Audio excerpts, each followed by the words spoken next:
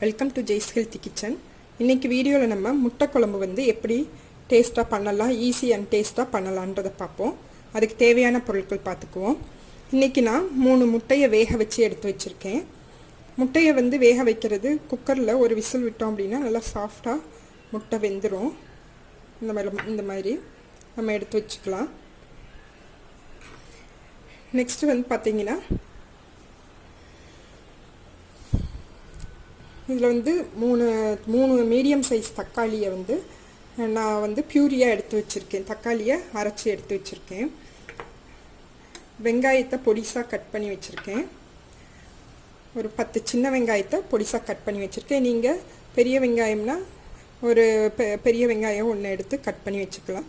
இது நான் 3 பேர் சாப்பிட்ற அளவுக்கு செய்ய போகிறேன். அதனால் இந்த அளவுகளை நான் சொல்கிறேன். அப்புறம் அரைச்சி ஊற்றுறதுக்கு கொஞ்சம் தேங்காவோட பூண்டு சேர்த்துருக்கேன். தேங்காய், பூண்டு, அதோட ஒரு 4-5 முந்திரி பருப்பு சேர்த்து அரைச்சி ஊற்றலாம். தேங்காவோட சோம்பு, மிளகு இதெல்லாம் சேர்த்து அரைக்கணும். நெக்ஸ்ட் மிளகாத்தூள் 1 டீஸ்பூன், மல்லித்தூள் 1 டீஸ்பூன், சீரகத்தூள் 1 டீஸ்பூன், மஞ்சத்தூள், உப்பு, எண்ணெய் தேவைக்கு ஏற்ற மாதிரி எடுத்து வச்சுருக்கேன். இப்போ நம்ம எப்படி பண்ணுறதுன்றதை பார்ப்போம். எண்ணெய் ஊற்றிக்கலாம். எண்ணெயில் முட்டையை லைட்டாக நம்ம ஃப்ரை பண்ணி எடுக்க போகிறோம். அதே எண்ணெயிலே நம்ம மற்ற மசாலாலாம் தாளித்து விட்டுக்கலாம். ஒரு 3 டேபிள் ஸ்பூன் அளவுக்கு எண்ணெய் ஊற்றிக்கலாம்.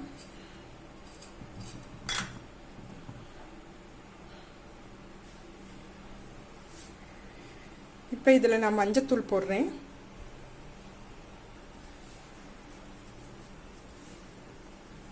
சிம்மில் வச்சு போடுங்க. மிளகாத்தூள் கொஞ்சமாக போடுறேன். உப்பு கொஞ்சம் போட்டுக்கிறேன் முட்டைக்கு ஏற்ற மாதிரி. போட்டுட்டு முட்டையை போட்டு நம்ம ஃப்ரை பண்ணி எடுத்துக்கலாம்.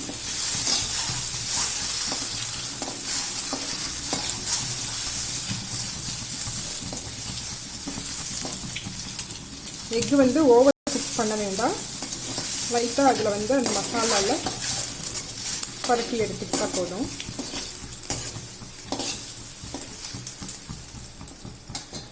சிம்மில் வச்சு பண்ணுங்கள். மசால் தூள் எண்ணெயில் போட்டால் கறிக்கிறோம். அதனால இது சிம்மில் வச்சு பண்ணுங்கள். இப்போ முட்டையை எடுத்து நம்ம வச்சுருவோம்.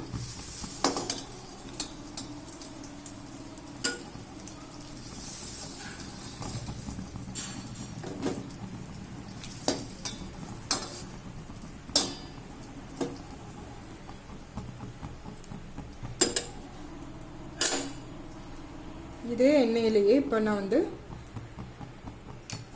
லைட்டாக சோம்பு கொஞ்சமாக போட்டுக்கிறேன். மீதி நம்ம அரைச்சி ஊற்றிக்குவோம். சோம்பு வாசனைக்காக லைட்டாக போட்டுட்டு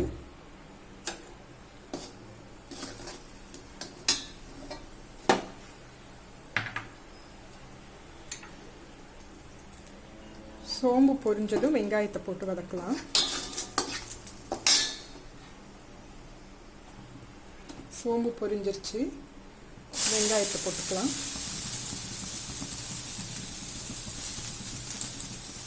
சிம்மில் வச்சே பண்ணுங்கள்.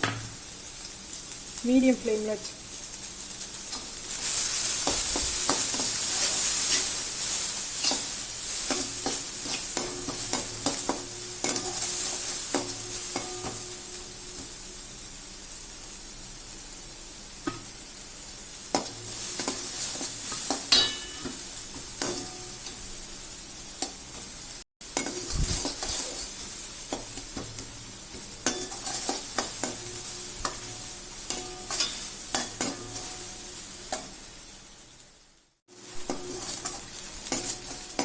வெங்காயம் நல்லா வதங்கிருச்சு. இப்போ நம்ம இதில் இந்த டொமேட்டோ அரைச்சி வச்சுருக்கோம் இல்லையா, தக்காளி 3 சின்ன சைஸ் தக்காளியை நான் அரைச்சி எடுத்திருக்கேன்.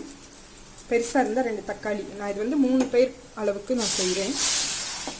அளவுகளை கூட்டி குறைச்சி உங்களுக்கு ஏற்ற மாதிரி வச்சுக்கலாம். குழம்பு கூட கொஞ்சம் வேணும், கிரேவி கூட கொஞ்சம் வேணும் அப்படின்னா வெங்காயம் தக்காளியோட அளவை நீங்கள் கூட்டிக்கலாம்.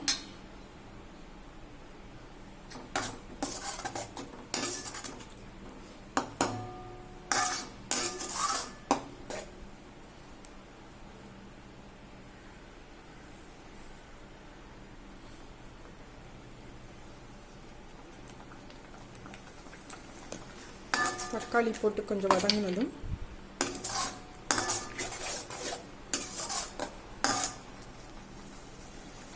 அதோடயே நம்ம மசாலா தூள்லாம் சேர்த்துடலாம். மல்லித்தூள் 1 டீஸ்பூன் எடுத்திருக்கேன். மிளகாத்தூள் 1 டீஸ்பூனில் கொஞ்சோண்டு நான் முட்டை வறுக்கும் போது எடுத்திருக்கேன், மீதி அதில் போட்டுறேன்.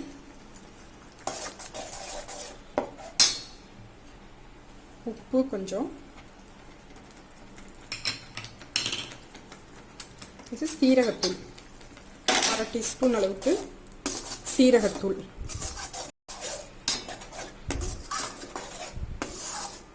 எல்லாம் வந்து நல்லா மசாலா வாடை போகிற வரை நல்லா வதக்கி விடுவோம். எண்ணெய் வந்து பிரிஞ்சு வரும். தக்காளி இந்த மசாலாலாம் நல்லா வதங்கி எண்ணெய் பிரிஞ்சு வந்ததும் நம்ம தேங்காய் அரைச்சி ஊற்றிடலாம். சிம்லேயே வச்சு மூடி போட்டுருவோம், அது தெரிக்கும். அதனால் சிம்மில் வச்சு மூடி போட்டுடலாம். இது ஒரு 5 மினிட்ஸ் வந்து வதங்கட்டும். நம்ம இங்கே வந்து தேங்காய் வரைச்சி மிக்ஸி ஜாரில் தேங்காய் பூண்டு மிளகு 1 டீஸ்பூன், சோம்பு 1 டீஸ்பூன், பெருஞ்சீரகம், அப்புறம் 5-6 முந்திரி பருப்பு போட்டு நல்லா ஃபைன் பேஸ்ட்டாக அரைச்சிக்கலாம். ஓப்பன் பண்ணி பார்ப்போம்.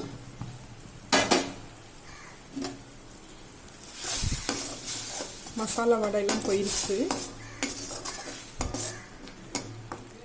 தக்காளி நல்லா வெந்து மசாலா வடையெல்லாம் போயிடுச்சு.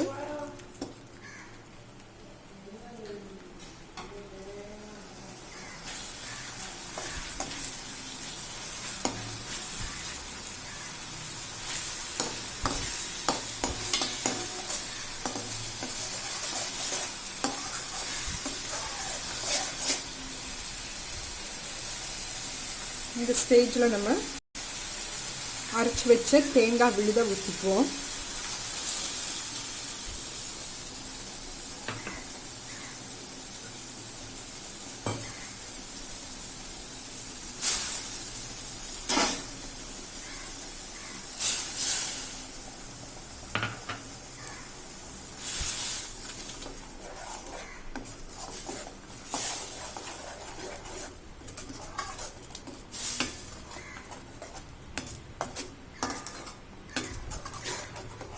கன்சிஸ்டன்சி உங்களுக்கு ஏற்ற மாதிரி பார்த்துக்கோங்க. கொஞ்சம் லிக்யூடாக வேணும் அப்படின்னா இன்னும் கொஞ்சம் தண்ணி சேர்த்துக்கலாம். தெறிக்க ஆரம்பிச்சிடும், கொஞ்சம் சிம்மில் வச்சுட்டு பண்ணுங்கள்.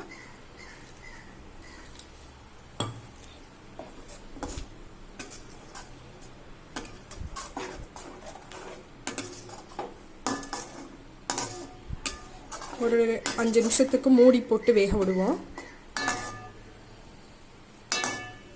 இது வந்து தேங்காய் ஊற்றி தான் பண்ணணுன்ற அவசியம் இல்லை. இந்த தக்காளி வெங்காயம் இதானதுமே வந்து கிரேவி மாதிரி ஆனதும் தேங்காய் ஸ்கிப் பண்ணணும்னு நினைக்கிறவங்க இந்த ஸ்டேஜில் வந்து முட்டையை போட்டு, தேங்காய் ஊற்றாமல் முட்டையை போட்டு ஒரு பரட்டி இறக்கிடலாம்.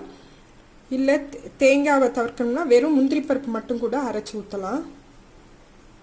நான் இன்றைக்கி கிரேவி கூட கொஞ்சம் வேணுன்றதுக்காக தேங்காய், முந்திரி பருப்பு, சோம்பு, மிளகு எல்லாம் அரைச்சிருக்கேன். பூண்டு ஒரு 5 நிமிஷம் கொதிக்கட்டும், அப்புறமா முட்டையை சேர்த்துக்கலாம்.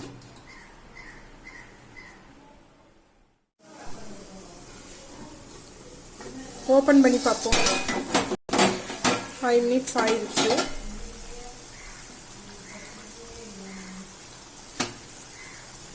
எண்ணெய் பிரிஞ்சு வந்திருக்கு.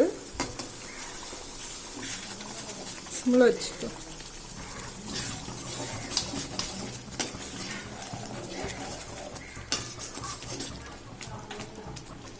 இந்த ஸ்டேஜில் நம்ம முட்டையை சேர்த்துக்கலாம்.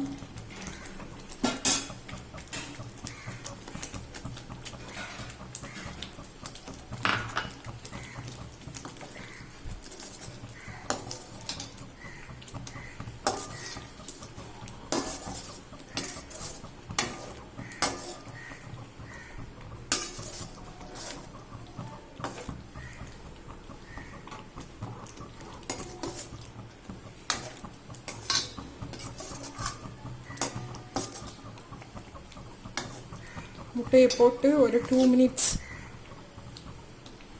கிரேவி தெரிக்குது, அதனால ஒரு 2 மினிட்ஸ் வந்து மூடி வச்சுருப்போம். முட்டையை போட்டு முட்டை போட்டு ஒரு 2 மினிட்ஸ் ஆயிடுச்சு. ஓப்பன் பண்ணி பார்ப்போம். கொஞ்சம் கொத்தமல்லி தூவி இறக்கிடலாம். அவ்வளோதான், சுவையான எக்கு கறி ரெடி ஆயிடுச்சு. சாதம், சப்பாத்தி, பூரி எதுக்குனாலும் இதை வந்து நம்ம தொட்டுட்டு சாப்பிட்லாம். சுவையான எக்கு கறி.